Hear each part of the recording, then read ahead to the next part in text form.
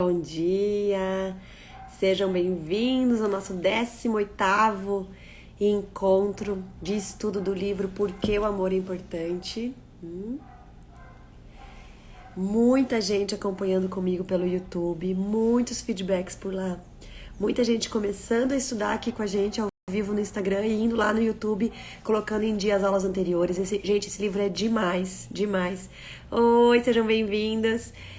Eu faço parte de um grupo de estudo, de um grupo grande do Brasil inteiro, que a gente estuda sobre trauma, que a gente estuda sobre sono, né? Principalmente sobre o sono do bebê, dentro desse olhar do apego seguro, de respeito, e não de ensinar o bebê a dormir, de fazer com que ele durma mais para eu poder descansar, e sim de atender as necessidades dele, para que o cérebro dele possa estar no seu melhor estado, de acordo com o seu mês, né, com a sua idade. Então, o que a gente espera realmente de uma criança de 1 mês, de 2 meses? O que o cérebro dele realmente consegue estar fazendo nesse período de sono, que é o normal, que é o natural? Como que a gente dá todas as condições para ele ir se desenvolvendo naturalmente, né? Não a gente exigindo dele um comportamento, porque a gente não tem as necessidades dele e quer que ele durma mais, e assim por diante.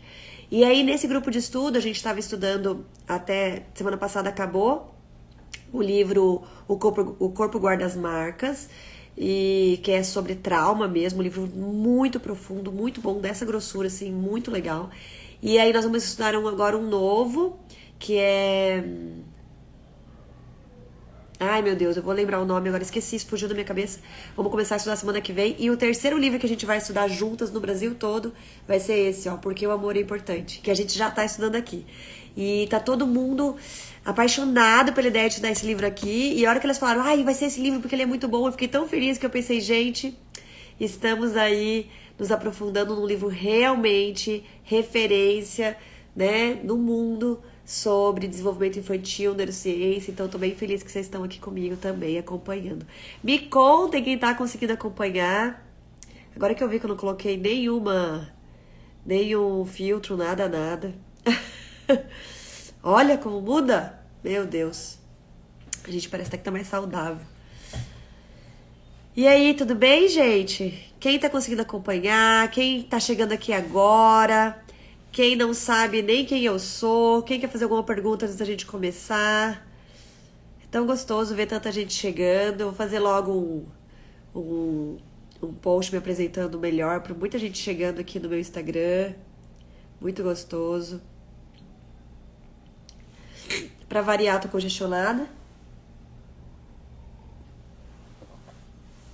Mas eu vou melhorar, gente. Tô em tratamento constante aí, profundo. Vamos lá então? Vamos começar nosso estudo do livro? Sempre que quiserem fazer perguntas, mesmo no meio do estudo, não tem problema, tá? Se não tiver a ver com o assunto, eu guardo a pergunta e no final eu respondo. Então não fiquem se segurando, né? Ai, Bianca, você conseguiu! Que gostoso!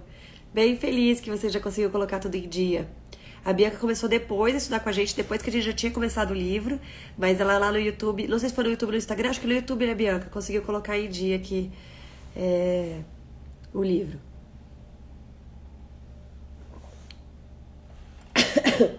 É um livro muito legal.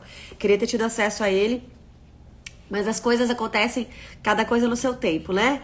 Talvez se eu tivesse tido acesso a ele antes, eu não tinha, eu estaria pronta para colocar em prática e teria abandonado ele. Assim como aquele livro da Laura Gutman, não sei se vocês conhecem, Maternidade, Encontro com a Própria Sombra, eu peguei para ler ele nas 3 gestações. Gente, cada uma foi completamente diferente, assim, do Joaquim eu me sentia culpada, me sentia péssima, porque aquele livro, porque eu nunca tinha ouvido falar sobre aquilo, eu não tava preparada, né? Então, foi muito diferente. Quando eu li no da Martina, já foi com outros olhos, e no da Aurora, assim, foi, ai, sabe? Ufa, me deu, assim, muito suporte, muito apoio. Então é isso, a gente tem que entender também que cada coisa tem seu tempo e confiar, né? Que as informações chegam quando a gente tá pronto pra receber. Inclusive, isso acontece com a ciência, se a gente for pensar, né? Imagina essas informações que a ciência hoje traz, né, nesse livro, traz de diversas outras maneiras, chegasse numa sociedade que, meu Deus, não teria como colocar nenhuma dessas informações em prática, né? Todo mundo lutando apenas para sobreviver mesmo. Hoje a gente já tem mais essa capacidade e eu acredito que é por isso que a informação chega realmente, né? Senão ela não tem como chegar. Vamos continuar então, gente. Porque o amor é importante, da Sue Gerhardt, um livro incrível. Já estamos na parte 2, que vai falar sobre as consequências dessas bases trêmulas, né? Que a grande maioria de nós teve e a grande maioria de nós ainda passa pra frente. Mas que estamos nesse processo aí, uma geração corajosa de mudar o status quo da educação, do olhar para a criança. E aí nós estamos agora na página 111 da segunda edição, mas eu vou dar uma lidinha no último nas últimas 2 linhas aqui da 110 pra gente entrar de novo na ideia e continuar, tá bom? A gente já viu sobre o cortisol tóxico, a gente já viu sobre muita coisa das necessidades da criança na gestação lá atrás. Quem não assistiu, então, vai no YouTube, assista as primeiras aulas, nós já estamos na 18ª, né? E as outras estão lá. O sincronismo adequado é um aspecto essencial na parentalidade, bem como na comédia. Conseguir julgar quando o bebê ou uma criança tem a capacidade de gerenciar um pouco mais de autocontrole, ponderação ou independência não é algo que os livros sobre desenvolvimento da criança podem fornecer. O sincronismo de movimentos nas relações de vida é uma arte, não uma ciência. Gente, essa frase eu vou até postar no meu Instagram e vou reforçar com um texto, assim. Nós temos um curso que chama Áudio Curso Educação Consciente, são 32 áudios. E no meio desses áudios, a gente tem um olhar específico para cada idade da criança. E a gente fala nessa cada idade o que mais ou menos está acontecendo no desenvolvimento. A partir dos 4 anos, a criança já é isso, a partir dos 3, a partir dos 2, a partir dos 5. A gente fala. Mas, gente, é teoria. É relacionamento humano. Relacionamento humano não é científico. Relacionamento humano é uma arte. O que meu filho pode dar tem muito a ver com a relação que eu tenho com ele, e não no que está escrito no livro, né? Então, como eu ofereci para ele, por exemplo, no início, desde bebezinho, ele poder ser dependente o suficiente até conseguir criar um apego realmente seguro e ter a segurança de que tá tudo bem, que tá tudo certo acontecendo com ele, que tá tudo bem ele sentir o que ele sente. E ele poder desenvolver sua autonomia com muita tranquilidade. Porque ele sabe que tem um back lá atrás. Tudo bem se ele tentar pegar e o negócio cair, ele não vai levar bronca. Tudo bem se ele tentar levantar e não conseguir. Não vai alguém lá deixar ele de pé e ficar segurando a perninha dele e ele com dor na perna. Porque a pessoa tá respeitando o ritmo dele, o tempo dele. A pessoa tá ali confiante de que tá tudo certo e que ela tá ali pra dar esse suporte.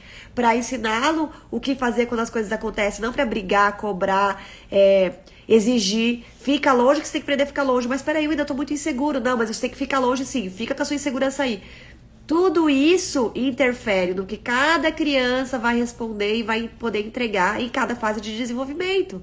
Ah, não, com 4 anos a criança já tem que saber isso, isso e isso. Será? A minha relação com ela deu todas as condições para que com 4 anos ela soubesse isso, ela conseguisse isso, ela tivesse desenvolvido essa habilidade? Então, essa frase é muito legal que ela traz. Saber quando que sua criança já consegue entregar algo, saber quando que... Oi, Isa, já falo. Saber quando que ela já consegue gerenciar um pouco mais de autocontrole, saber quando que ela já tem mais ponderação, quando que ela já tem mais autonomia aqui, quando que ela... Tudo isso vem da relação sua com o seu bebê. Não está no livro, tá? Então isso é bem importante. Os livros, a ciência, etc., eles apresentam mais ou menos um padrão, mas cada criança vai responder impactada por tudo o que aconteceu com ela desde a gestação. Então, não vamos cobrar da criança o que está escrito no livro, do que a ciência trouxe que nessa idade. Vamos olhar para essa criança, vamos se conectar com essa criança, vamos atender essa criança, vamos entender essa criança, vamos ler essa criança. E aí a gente vai conseguindo construir essa relação respeitosa para além da teoria, tá? Isso é bem importante. Isaac, que bom que você chegou. Então, nós estamos na página 111, no primeiro, bem no comecinho ali. A gente acabou de ler a última frase na página 110 e parou ali o sincronismo de movimentos nas relações de vida é uma arte e não uma ciência. Tá? Na primeira, 4ª linha. Faz sentido, gente, pra vocês? Por isso que eu postei esses dias sobre Tummy Time. E eu conversei com a Isa sobre isso, porque a Isabela Isolani, ela é especialista, ela é super estudiosa e trabalha com atendimento de famílias desse pós-parto, desse puerpério e também da primeiríssima infância, com a questão da abordagem Pickler. E eu conversei com ela e perguntei, Isa, me explica por que tem tanta gente que defende o Tummy Time, por que realmente a gente tem tanta certeza de que o tummy time não é, que o tummy time é aquele tempo que as pessoas, muitas pessoas incentivam de deixar o bebezinho de barriga para baixo, para ele aprendendo a levantar o pescoço, para ele aprendendo a ficar de quatro, e aí ela me explicou, né, sobre as linhas, eu até expliquei na live passada, acho que a Isa não tava aqui. Sobre as linhas mais americanas e mais europeias. E aí, assim, minha, né, conclusão, como realmente a gente tem esse olhar mais americano do imediatismo, né, da resposta imediata, e como a gente tem esse olhar mais europeu, dos estudos mais europeus, de algo mais a longo prazo, de olhar mais a longo prazo. E essa questão cultural é tão interessante, né, eu tenho uma amiga que ela tá fazendo agora parceria com o pessoal japonês, e ela fala, isso é tão interessante, que eles têm tanto conhecimento, eles são tão mais antigos que nós, que tudo que eu falo de 5 ou 10 anos, eles dão risada, assim, eles falam, então vamos pensar um pouquinho mais pra frente? E assim, é outro tipo de olhar, né? Quando a gente começa a entender o cérebro, e a neurociência vem para reforçar esse olhar europeu, sabe? Esse olhar mais de longo prazo. Antes eu sempre falo isso aqui, eu gosto muito dessa metáfora. Antes a gente olhava pro motor do carro, a gente olhava pro carro e a gente falava que a gente entendia do motor pelo resultado imediato. Então, olha como é que o motor funciona. Se eu acelerar bastante aqui, ó, ele anda mais rápido. Então, acelerar bastante é bom pro objetivo que eu quero. Só que depois que a gente começou a ter os tomógrafos e os aparelhos que fotografavam o cérebro, ou seja, que olhavam para dentro do motor, não adiantava olhar porque o carro estava fazendo só naquele momento. Eu tinha que entender o que acelerar bastante causava no motor a longo prazo. Só que eu só consegui começar a perceber isso quando eu comecei a fotografar o motor. Então, peraí, eu acelero bastante, ó, tá acontecendo isso aqui no motor agora. Ele tá respondendo, mas tá dando esse desgaste aqui, ó. Aqui, ó, a longo prazo causa isso aqui. Olha que interessante. Então, esse estudo precisa de uma cultura mais antiga, né? Uma cultura que olhe mais realmente resultados a longo prazo, que faça uma análise não imediatista de, olha, que interessante, a gente colocou os bebês de barriga, os bebês que a gente não colocou de barriga para baixo, aprenderam a rolar um mês depois ou 2 meses depois do que os que a gente colocou de barriga para baixo. Então é melhor colocar de barriga para baixo para ele já aprender a rolar antes e desenvolver antes. Nós estamos falando de algo muito imediatista. Se a gente olha a longo prazo, o que aconteceu? Qual que é a interferência desses bebês que aprenderam a rolar antes e os que aprenderam a rolar depois? Por que importa isso? O que realmente ajuda um bebê? Você dar condições para que ele faça sozinho e não você ficar, agora é hora de você aprender a rolar, vira de barriga para baixo. E isso em tudo. Eu tô falando do tummy time, mas tô falando em tudo, que é isso que ela falou que é uma arte. Olhe para o seu bebê, dê condições. A neurociência mostra que se o bebê tiver esse ambiente seguro, esse apego seguro, essas condições ambientais, segurança emocional, a presença da mãe, o colo, a presença tranquila dessa mãe. Então a gente está falando de uma rede de apoio sábia. Eu não tenho rede de apoio. A gente precisa aprender a construir, gente, rede de apoio. Rede de apoio não é pessoas de sangue que moram perto de mim. Muitas vezes, essas pessoas de sangue que moram perto de mim, a gente chama de rede de apoio predadora. O que é uma rede de apoio predadora? É aquela rede de apoio que deixa o meu cérebro o tempo todo ativo, como se eu estivesse fazendo alguma coisa errada. Como se, meu Deus, perigo, eu tô fazendo errado, um predador pode me atacar. Toda vez que a gente tem essa rede de apoio que tá criticando, que tá dando palpite, que vai contra o que você quer seguir, que tá o tempo todo falando, será mesmo? Vamos lá, no meu tempo não era assim, então você devia fazer isso, você devia fazer aquilo. Uma rede de apoio sábia é aquela rede de apoio que tá dando todo o suporte necessário para essa mãe buscar o que faz sentido para ela, para essa mãe estar bem e conseguir dar as condições para que esse bebê se desenvolva. Então, uma rede de apoio sábia não necessariamente é uma rede de apoio de pessoas de sangue que moram perto de nós. Muita gente me fala, eu não tenho rede de apoio, minha mãe não mora aqui, minha sogra não mora aqui, eu não tenho irmã aqui, eu não tenho tia, eu não tenho prima. Eu falo, mas gente, não é só isso que é rede de apoio. Muitas vezes essa rede de apoio é até pior. A gente tem toda a segurança de pedir ajuda, como se esse sim tem uma obrigação de me dar uma ajuda, mas essa ajuda muitas vezes ela é pior, ela é predadora, ela vai fazer com que o seu cérebro fique mais ativo, mais estressado, liberando mais cortisol, com mais medo, com mais insegurança, porque cada um fala uma coisa, porque um chega e fala, olha, você não devia pegar no colo, olha, você não devia isso aqui, putz, mas eu tô lendo que o colo faz bem, não, mas a pessoa vem aqui todo dia me ajudar e fica falando que não, mas eu começo a ficar insegura. Então, gente, precisamos desconstruir essa cultura, primeiro, do individualismo, de que a mulher dá conta de tudo, que não sei o quê, dessa rede de apoio obrigatória da mãe, da sogra, etc., e aprender a construir rede de apoio sábias. Né? O que eu percebo muito grande esse movimento acontecendo, por exemplo, né? Com a Isa. Nossa, Isa, peguei você hoje aqui pra no Sling com o bebê, né? No Sligar e Dançar, desses apoios de mães que se encontram no puerpério, desses apoios de rodas de conversa, de encontros semanais. Tem uma amiga que postou aqui esses dias, que ela falou assim, nossa, eu tinha certeza que tava tudo bem, tava tudo em ordem, eu não tinha problema nenhum, nossa, eu tô seguindo tudo, tô estudando, tô não sei o que, mas eu acordei cansada, acordei estressada, e fiquei pensando, meu Deus, por quê? Aí ela falou, quer saber, eu vou nesse negócio aí do Sligar.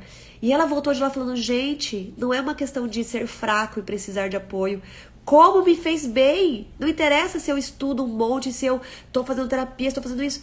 A gente precisa se encontrar, nós somos seres sociais, a gente precisa ter grupos, a gente precisa ter rede de apoio sábias, a gente precisa ter, como diz aqui a Isa, olha que legal, rede de apoio é uma rede, precisa ser tecida, exatamente. Então, isso é uma coisa que eu tenho tentado trabalhar, eu vou fazer uma live só sobre isso, vamos fazer uma live sobre isso, Isa? O que verdadeiramente é rede de apoio? A gente precisa desconstruir os nossos conceitos de rede de apoio sanguíneo e construir esse novo conceito de rede de apoio tecida, rede de apoio sábia, que realmente fortalece dentro do que você acredita, dentro das suas buscas, dentro dessa nova linha de educação, onde a gente quer trazer uma mãe mais presente, mais autocuidada, mais autoconfiante, lidando com a sua intuição, com o seu fortalecimento, né? E isso vai fazer muito bem para esse bebê e para essa relação, tá bom? Nossa, eu falei tudo isso, já faz 15 minutos que eu comecei a live e nem começamos a ler o livro. A pessoa gosta de falar, daí entra alguém ainda que me dá um monte de ideia, que eu vou lembrando, né, Isa? Que a gente já tem um monte de coisa pra construir juntas aí. Oi, mamãe! Olha só, a minha mãe tá lá em Lages agora, que a minha irmã acabou de ter neném domingo. E já é a terceira filha que tá tendo bebês, né? Então já é o 6º neto. E ela cada vez mais aprendendo a ser uma rede de apoio sábia. Muito legal. Não sei se você ouviu desde o começo, mamãe, mas depois você escuta aí. A sensibilidade dos pais em relação às capacidades em desdobramento da criança muitas vezes pode ser dificultada por uma intolerância à dependência. Gente, isso é muito importante. Eu acho que eu postei 3 reels essa semana. Semana passada e essa. Sobre a questão da dependência, gente. E muita gente entra no meu Instagram e pra criticar, até no direct. Pra dizer, nossa, nada a ver esse negócio de dependência, nada a ver. Nós temos uma cultura que estimula a independência, que é essa cultura imediatista. Que quanto mais cedo esse bebê não depender da mãe, mais essa mãe pode voltar para o mercado de trabalho, mais essa mãe pode voltar para sua vida anterior. Gente, nunca vai ser igual à vida anterior. E a gente fica nessa cultura de que tem que ser, de que tem que ser, de que tem que ser. E isso faz o quê? Com que a gente fique estimulando o bebê a uma independência que não existe. O bebê é dependente. Vou ler de novo aqui. A sensibilidade dos pais em relação às capacidades em desdobramento da criança muitas vezes pode ser dificultada por uma intolerância à dependência. Isso é em parte cultural e em parte resultado da experiência inicial do próprio indivíduo, criança interior. O que eu carrego registrado da minha infância, como eu fui estimulada a ser independente desde bebezinho, meu cérebro registrou que esse é o caminho. Por quê? Porque eu tenho um mapa no meu cérebro. Gente, você tem que ver o Dinho passando aqui. Perto de pé pra não fazer barulho. Eu queria muito poder virar minha câmera rápida assim pro outro lado e pegar no flagra. Passa fazendo graça.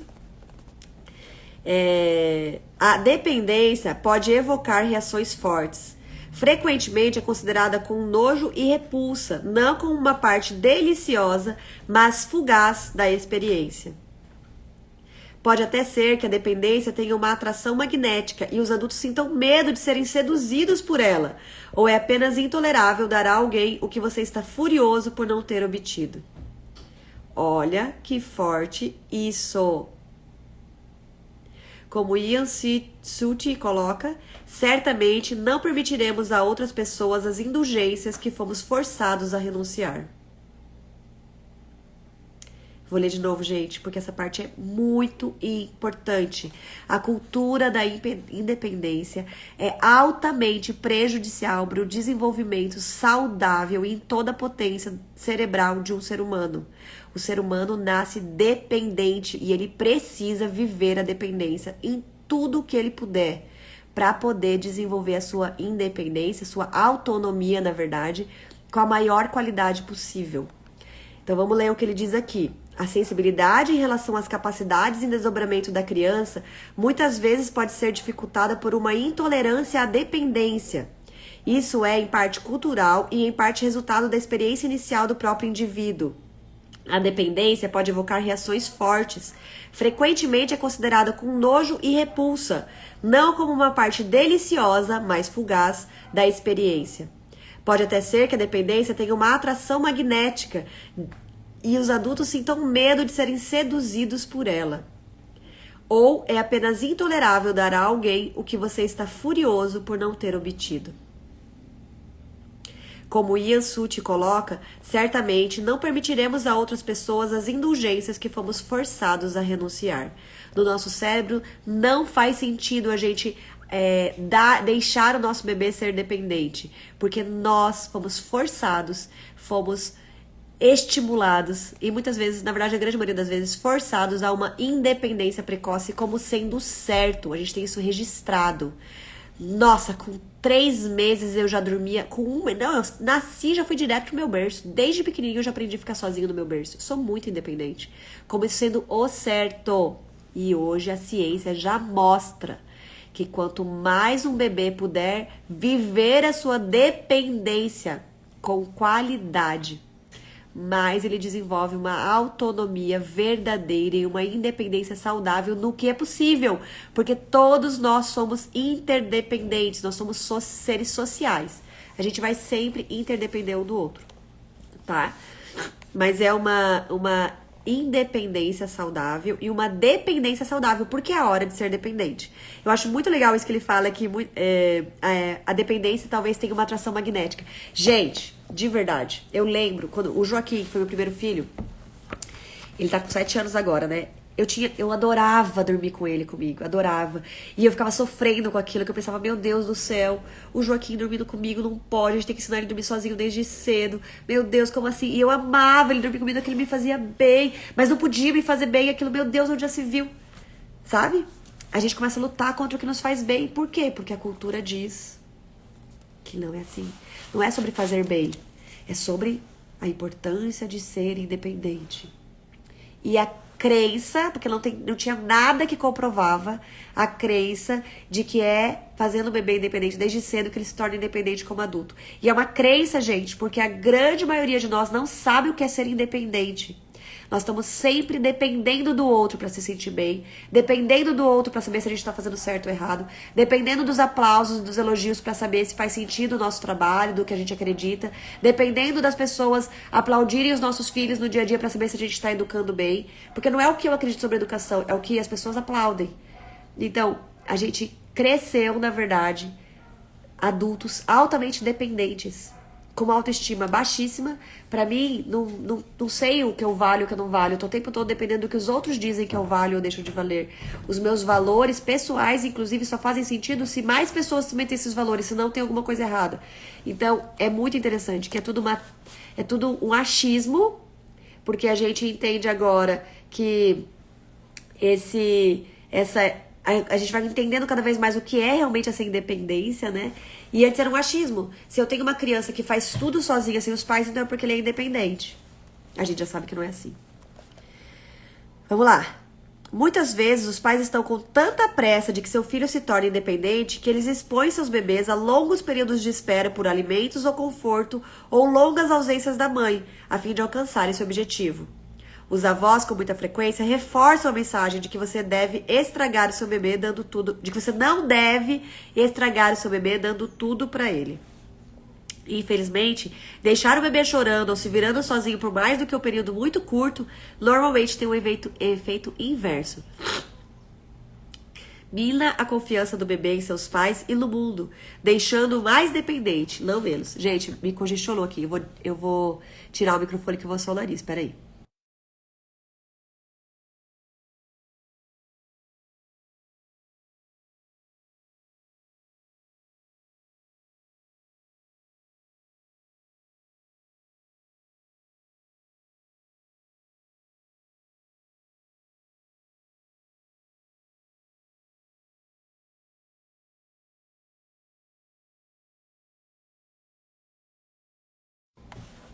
Que vida real, galera. Estamos estudando junto. Aí vocês também já podem dar uma esticadinha, sair pegar um café, uma água, né? Vamos lá. Infelizmente, deixar o bebê chorando ou se virando sozinho por mais do que um período muito curto, normalmente tem um efeito inverso. Mina a confiança do bebê em seus pais e no mundo, deixando-o mais dependente, não menos. Na ausência de um padrão regulatório, o bebê pode fazer muito pouco para regular a si mesmo, que não seja chorar mais alto ou se afastar mentalmente. Mas a dor de ser assim dependente e impotente em ajudar a si mesmo leva a defesas psicológicas primitivas com base nessas duas opções.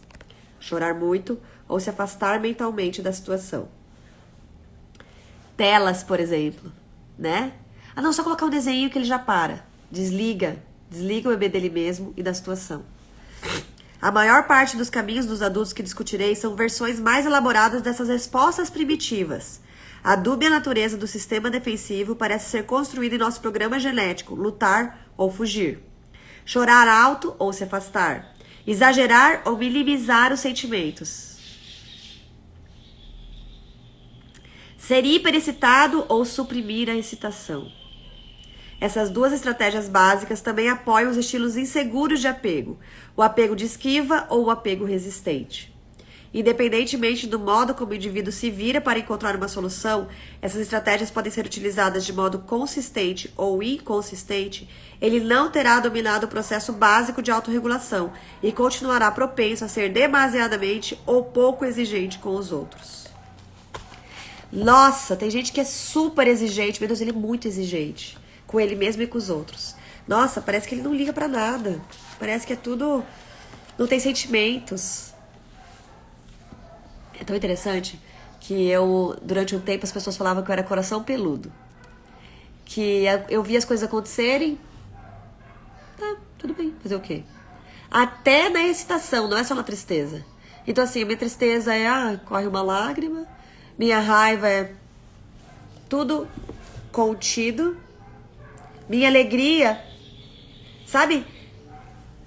É tudo menos. Não é só a tristeza que é menos, a raiva que é menos, é tudo menos. O jeito que expressa, o jeito que vive, o jeito que não sei. E outras pessoas é tudo muito, muito. Você vê a pessoa feliz, meu Deus, nossa senhora, por que tudo isso, né? Com raiva, nada. Então assim, dois caminhos, né? Lutar ou fugir. Normalmente, como ele diz aqui, é genético, né? A gente fala dos temperamentos, já vem com a pessoa. Ela tem uma predisposição genética de ser quem vai lutar ou de ser quem vai fugir. A gente fala dos temperamentos mais quentes, temperamentos mais frios.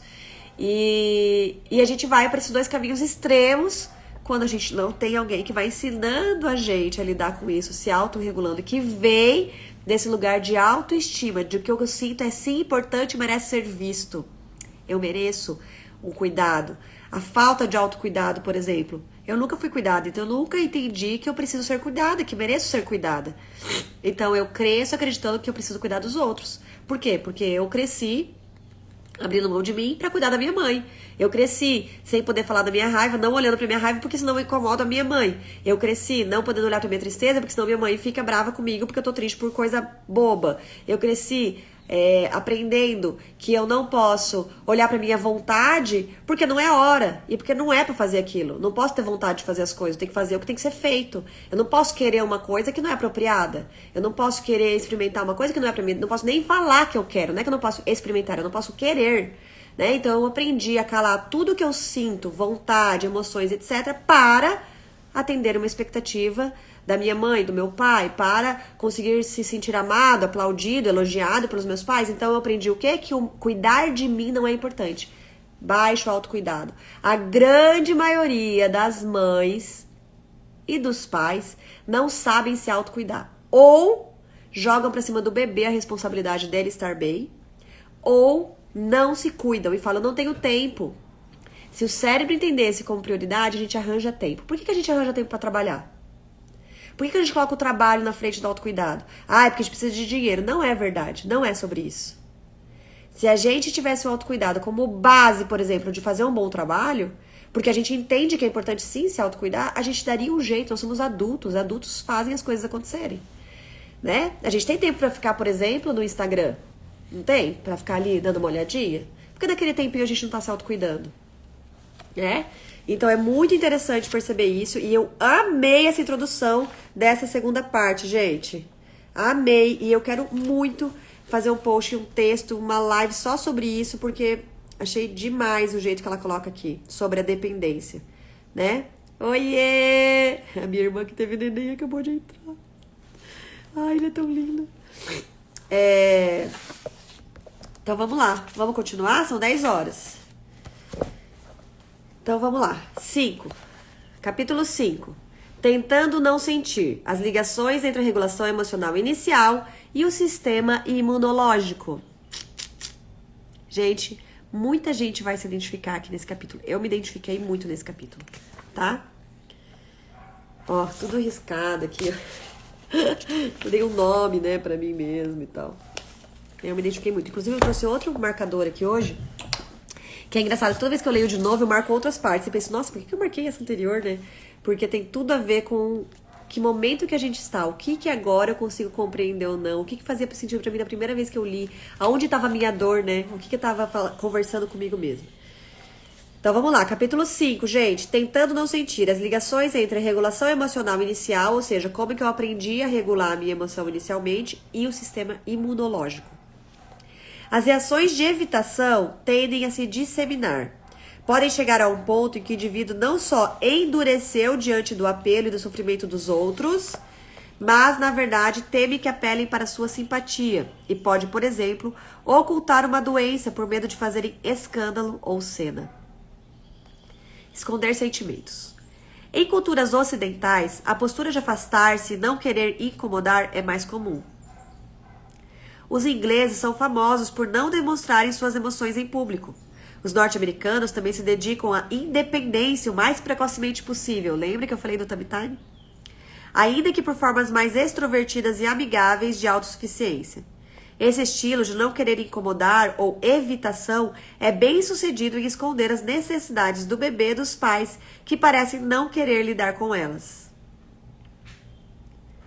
Se esses bebês pudessem falar, estariam dizendo: não se preocupem, não vou incomodá-los. Eles sentem que a sua dependência e carência não é bem-vinda, então aprendem a esconder os seus sentimentos, desde pequenininhos. Olha que forte, gente. Esse estilo de não querer incomodar ou evitação é bem sucedido em esconder as necessidades do bebê dos pais que parecem não querer lidar com elas. A gente não sabe lidar. Se esses bebês pudessem falar, estariam dizendo: não se preocupem, não vou incomodá-los. Eles sentem que a sua dependência e carência não é bem-vinda, então aprendem a esconder seus sentimentos. Sabe aquele livro Crianças Francesas Não Fazem Birra? Eu nunca li, eu vou ser bem sincera com vocês, mas esse nome é um pouco sobre isso, né? Na verdade, eles podem crescer acreditando implicitamente que de fato não devem ter sentimentos, ou talvez devam ter apenas os sentimentos bons, que tenham recebido alguma resposta positiva.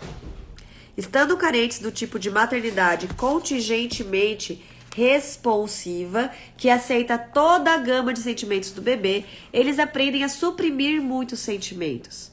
Isso pode se tornar uma dificuldade para reconhecer seus próprios sentimentos.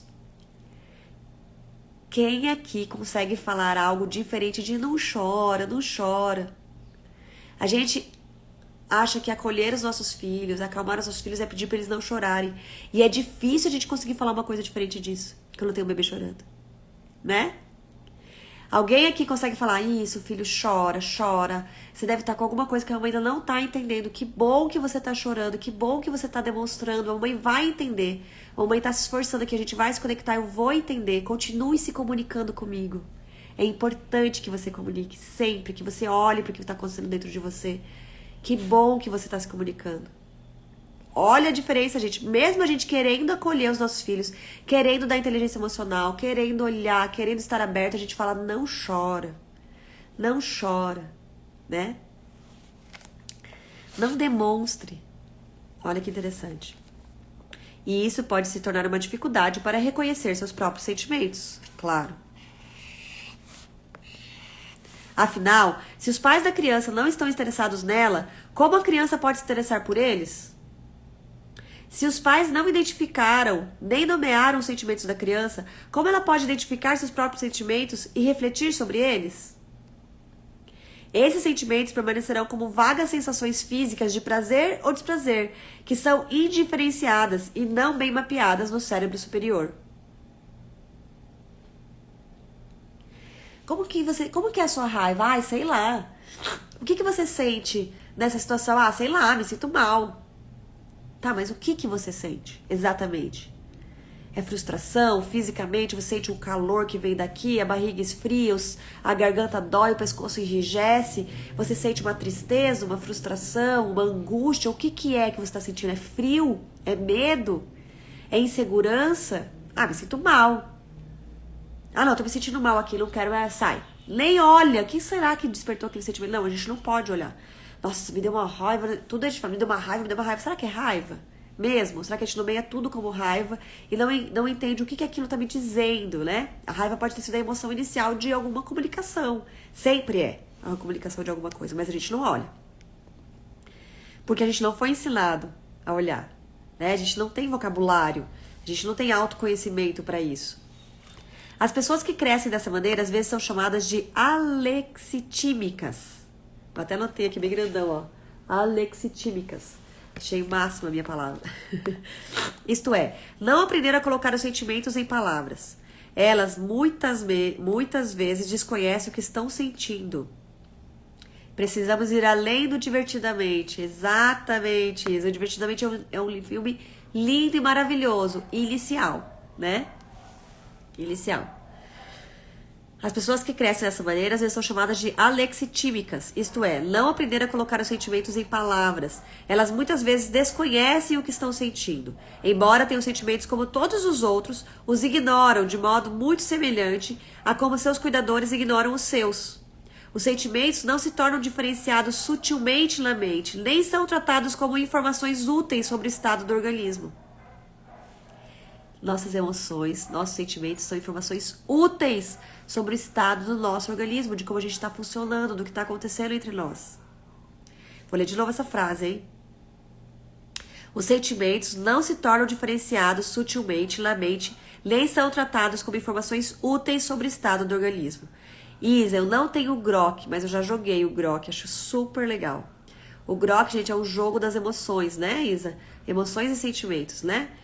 E é muito legal, muito legal. A Isa também é especialista em comunicação não violenta, que fala muito sobre esse conhecer as necessidades reais que está por trás de cada ação, de cada comportamento, de cada forma de comunicar das pessoas, né? E a comunicação não violenta, o Marshall Rosenberg traz isso com muita profundidade, muita qualidade, que é o que aqui no livro está dizendo que a gente precisa aprender desde bebezinho, e a ensinar os nossos filhos desde bebezinho a ter esse vocabulário, a ter esse autoconhecimento, né? A ter esse olhar com profundidade para si, que permite que os outros também sintam. Então, quando eu vejo alguém, por exemplo, meu marido nervoso, eu fico com raiva, por quê? Porque eu não posso ficar nervosa, ele também não pode ficar nervoso. Quando eu vejo triste, ai, Deus, que ridículo, tá triste. Porque eu não posso me sentir triste, eu não sei o que é essa tristeza, eu só sei que eu não posso. Que eu tenho que lutar contra ela, que eu tenho que me distrair, que eu tenho que buscar a felicidade, a alegria, o bem-estar constante. Eu não posso nem olhar para o que me causa. Então, o outro estar assim me incomoda. O outro estar assim me tira do meu estado, porque é como se é aquilo, eu não posso, o outro pode. Não, sai disso aí. Quem é você? Ah, isso aí vai ficar nervoso por causa disso? Eu sabia a vida, vai ficar nervoso. Então, é algo que a gente realmente... O que gera essa sociedade, né, tão conflituosa? A gente não consegue ter empatia verdadeira porque a gente não tem com a gente mesmo, né? E aquilo, se eu fui forçada a abrir mão de mim, eu não aceito que o outro tenha também. Ele também precisa abrir mão, né? Pra gente estar numa relação aí bem superficial de bem-estar o tempo todo.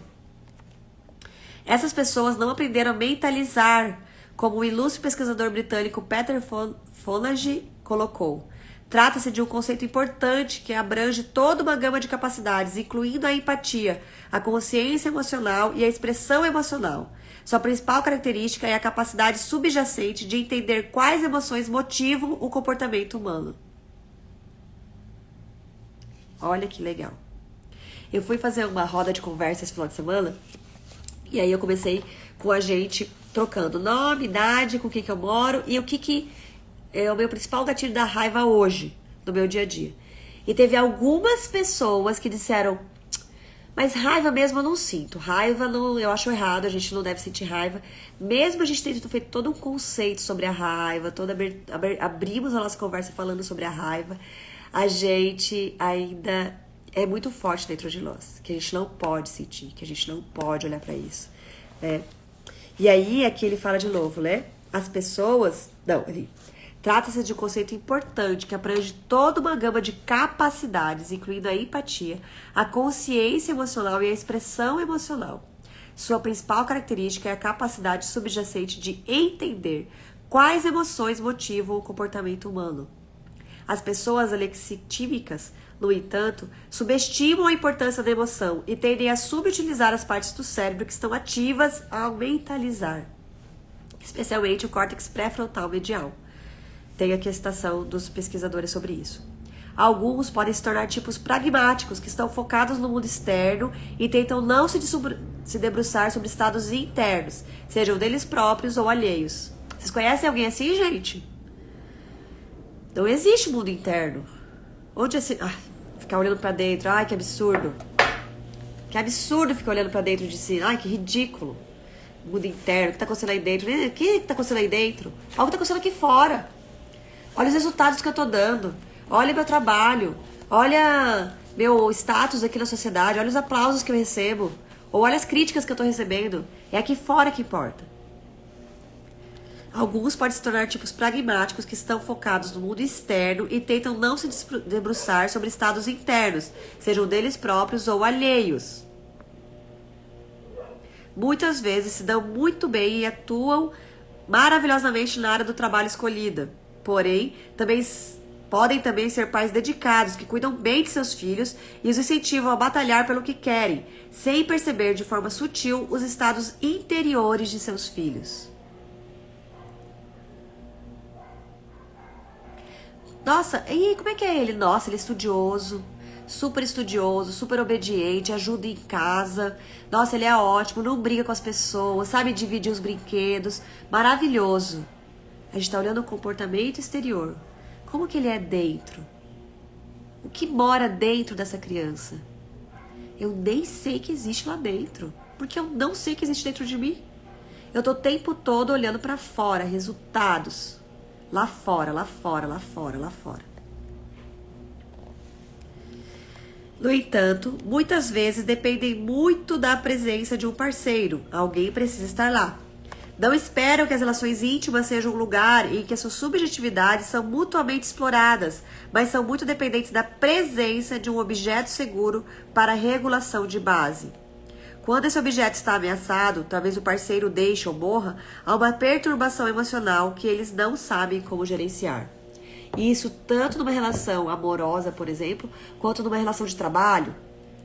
Um mentor, um chefe, um colega de trabalho, alguém, um amigo, que sempre esse amigo é quem está ali regulando, sempre esse amigo que está ali desde sempre dando todo o suporte. E quando esse suporte acaba, a pessoa se sente completamente perdida. Nossa, ele amava muito. Isso é muito amor. Isso é dependência. Tá? Oi, Mela! Gente, sério, dá vontade de ler um parágrafo, que é um parágrafo por encontro aqui, né?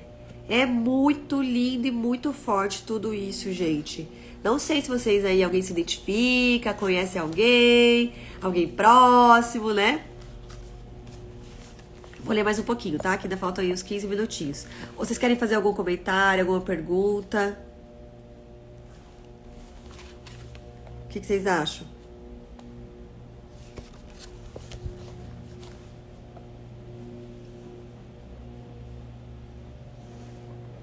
Eu tenho um delay tão grande aqui, gente, que é até engraçado. Encontrou-se que as pessoas que vivem, emoções e doença. Encontrou-se que as pessoas que vivem dessa maneira estão suscetíveis a doenças com um componente psicossomático, no sentido de que são vulneráveis quando perdem a sua pessoa regulatória, porque as suas próprias capacidades regulatórias não estão bem desenvolvidas. Em particular, elas não têm as palavras internas para identificar seus sentimentos. Não podem expressar verbalmente suas angústias, então dão sinais de socorro em um nível pré-simbólico por meio do corpo.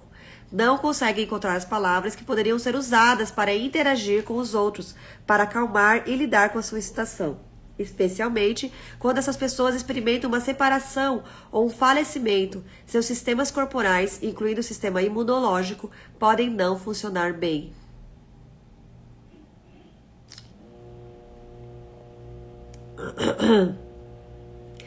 Tomei ciência da maneira como a vida emocional é implicada na doença física quando minha mãe teve câncer aos 49 anos.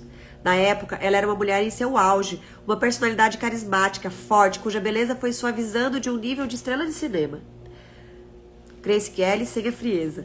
Para um mais contente e maduro por falta de seus 40 e tantos anos. Eu queria entender como alguém aparentemente tão forte poderia ser tão vulnerável à doença e comecei a ler sobre a personalidade do câncer. As descrições parecem se encaixar também para minha mãe. Acreditava-se que as personalidades do câncer eram muito boas. Elas eram cooperativas, pensativas, preocupadas com os outros e nunca ficavam irritadas nem eram negativas. Minha mãe também era incansavelmente otimista e tentava sempre ver o lado bom das coisas. Ela ficou muito agradecida com o cuidado e a preocupação dos outros durante sua doença. Algumas pessoas a chamavam de guerreira. Lawrence Leshon foi um escritor que li na época e que identificou um padrão comum em pacientes com câncer. Ele descobriu que uma proporção muito elevada, 72% das pessoas estudadas por ele, havia tido um relacionamento difícil com pelo menos um dos pais, o que as fez sentirem-se emocionalmente isoladas. Ele notou que muitos desses pacientes tinham então se voltado a um investimento emocional forte em alguém ou alguma coisa quando adulto jovem. E quando isso lhe era tirado, a pessoa adoecia.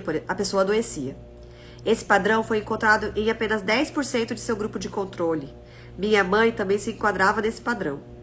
Ou seja, o seu grupo de controle de pessoas que não tiveram isso, não tiveram esse relacionamento difícil com um dos pais, apenas 10% adoeciam quando essa outra pessoa que era o suporte dele, né, morria ou perdia, ou esse objeto que dava segurança. Sendo que aconteceu em 72% das outras pessoas. Ela saiu de casa aos 16 anos para escapar da sua difícil relação com minha avó.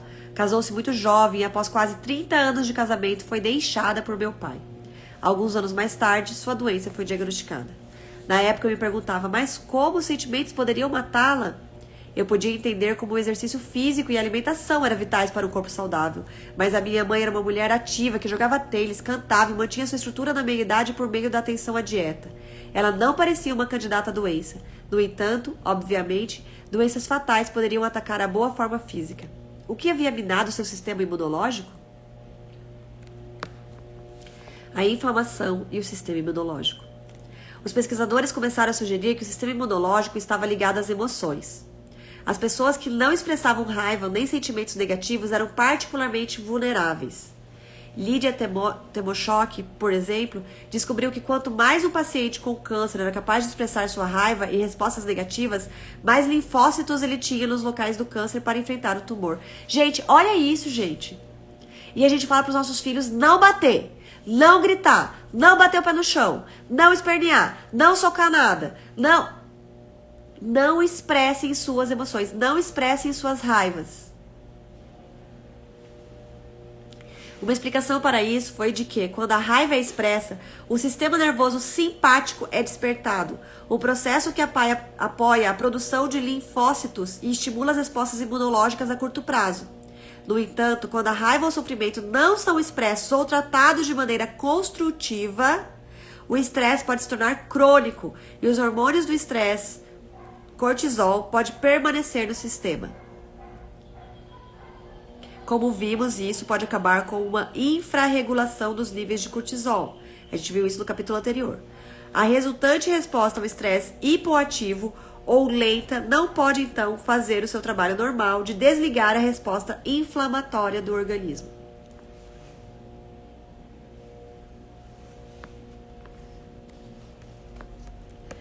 É muito forte, né, gente? É muito forte. A ciência está comprovando. Não é só psicológico. Não é só emocional. É bioquímico. Não poder expressar suas emoções, sua raiva principalmente, sua tristeza, causa doenças lá no futuro. Porque a gente cria esse padrão neurológico de não expressar. A gente vai aprendendo a guardar esse cortisol. Não é que a gente aprendeu a guardar, gente. O cérebro, nosso sistema todo já construiu esse caminho de superprodução desse hormônio e de encapsulamento desse hormônio, como se fosse. Encapsulamento dessa emoção. Porque ela não pode ser expressada e colocada pra fora. E quanto mais a gente não pode ser dependente na infância para poder viver essa dependência, a gente vai criando essa necessidade de ter alguém sempre fora nos autorregulando, porque a gente não aprendeu a se autorregular. Nesse processo, com esse adulto dependente na infância, é como se fosse assim. Meu cérebro tá criando um mapa de caminhos neurológicos, de como lidar com as coisas. Mas eu não conheço esse caminho, alguém precisa me levar por ele várias vezes. Eu preciso de carona, eu preciso de carona, eu preciso de carona. Vai chegar uma hora que eu vou falar, não preciso mais me dar carona, eu já sei, eu já vivi esse caminho várias vezes. Eu já fui por esse caminho várias vezes, você já me levou por esse caminho várias vezes, eu já sei sozinho. Se eu nunca fui levado por esse caminho, eu não tenho como fazer esse caminho sozinho, porque eu não conheço ele, eu não sei por onde ir. Então, o nosso cérebro aprende por repetição. E é uma repetição de levar. Esse adulto me leva. Esse adulto não exige que eu vá sem saber o caminho. E aí, quando eu for adulto, eu já conheço esse caminho. A partir do momento que eu nunca fui levado por esse caminho por ninguém, quando eu tinha que ser dependente, eu não consegui construir esse caminho, eu só sei ir com alguém junto. Porque eu não tenho registro desse caminho no meu cérebro. Então, eu me torno dependente de uma outra pessoa. De um relacionamento amoroso, de uma amizade, de um chefe, Eu não consigo largar esse emprego porque eu dependo daquela pessoa que tá ali. Eu não sei se eu sou capaz de fazer o que eu faço se essa pessoa não estiver junto, se essa pessoa não estiver trabalhando comigo, se essa pessoa não estiver... Não só nos relacionamentos amorosos, a maioria das vezes né, no relacionamento amoroso, mas não só. A resposta inflamatória é parte do sistema imunológico, normalmente mobilizada para lidar com os desafios corporais, como uma infecção. Quando os níveis de cortisol não são altos o suficiente para desligar a inflamação, pode ocorrer um estado de inflamação crônica, fornecendo um terreno fértil para o surgimento de todos os tipos de doenças mais ameaçadoras à vida, como as doenças cardíacas e os cânceres. Pessoas fechadas, né? Muitas pessoas fechadas, que não demonstram sentimentos nem bons, nem ruins. Apesar de que parece que essas pessoas estão sempre, né? Ou os dois extremos. A gente falou lutar ou fugir, né? Os quentes e os frios. Os que são acostumados a fugir das suas emoções. Então estão sempre ali. E aí você demonstra o sentimento, tipo, a felicidade. Tem gente que olha pra mim e fala, nossa, Alce, você sempre calma assim? Claro que não, gente. Mas eu não sei. Ainda. Tô aprendendo, né? A expressar. A alegria, ficar muito feliz, ficar muito alegre, muito triste, muito brava, muito... Não tenho muito, né? É sempre aquele... Nossa, uma pessoa assim equilibrada. Gente, o equilíbrio, ele é isso aqui, ó. Uma pessoa que tá se equilibrando, pensa na corda bamba. Ela tá o tempo todo nessa busca. O equilíbrio não é isso. O equilíbrio é isso. Tá o tempo todo ali, vivendo aqui, ali, experimentando isso, conhecendo aquilo, buscando esse caminho do meio. A gente tá sempre buscando esse caminho do meio, né? Então, a pessoa que tá sempre assim, ela não é equilibrada. Ela é rígida. Ela é fechada. Né? Ela tá suprimindo suas necessidades, suas emoções, a necessidade dos outros, a empatia verdadeira, sempre olhando pro externo. O extremo também é verdadeiro. Né? A pessoa que tá o tempo todo caindo pra cá, caindo pra lá, caindo pra cá, caindo pra lá. Também. Vamos parar por aqui, gente, porque já são 10h23 e é muita coisa. E, nossa, eu sou apaixonada por esse conteúdo, porque eu me reconheço muito nesse conteúdo. É muito mesmo, assim. Se vocês soubessem o tanto de doenças que eu já tive, já desenvolvi, já tratei, já voltou, tanto de coisa interna, né, que vai ficando acumulada e vai se trazendo pro corpo, o organismo vai tendo que lidar com aquilo, vai lidando com aquilo da melhor forma que consegue, que é, né, colocando... Na verdade, não é colocando, não é da melhor forma que consegue. É uma reação daquele excesso de produção hormonal que que nosso organismo tá fazendo, né? Ou excesso ou falta, como diz, né? A falta de cortisol ali para conseguir fazer aquilo. Então, eu suprimi a produção de cortisol, mas não quer dizer que eu não tô estressada, né? Que não quer dizer que eu não sinto, quer dizer que eu, de certa forma, coloquei ali guardado, né? Aprendi a deixar ele ali quietinho. E ele precisa ser colocado para eu poder entrar no caminho equilibrado de volta. E tudo isso vai causando as nossas doenças, né? Nossos processos inflamatórios internos, que vão sim trazendo essas doenças autoimunes, né? Essas doenças que não tem uma causa. Sempre me alimentei bem, sempre cuidei, sempre não sei o que, desenvolvi tal doença.